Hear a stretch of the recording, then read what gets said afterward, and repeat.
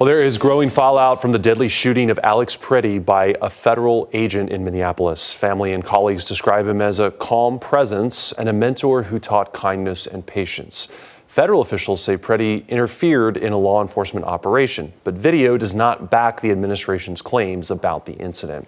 ABC's Armando Garcia shows us how political pressure is mounting for President Donald Trump and federal immigration officials to change course.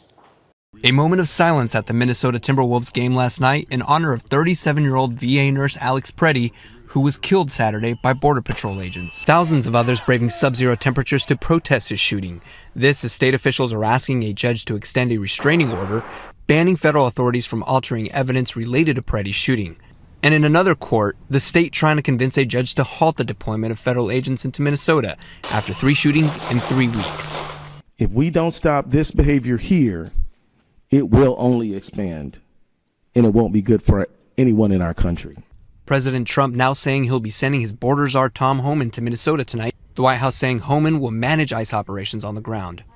Border Patrol officials claim Pretti approached agents with a 9mm semi-automatic handgun, along with 2 magazines, and said agents tried to disarm him, but he violently resisted. Video evidence so far shows he never drew or even reached for his weapon. Administration officials say the officer fired defensive shots. You cannot bring a firearm loaded with multiple magazines to any sort of protest that you want. It's that simple. Minnesota officials say Pretti was a lawful gun owner with a permit to carry, a right protected under the Second Amendment. There's been pushback against the ICE tactics from across the political spectrum.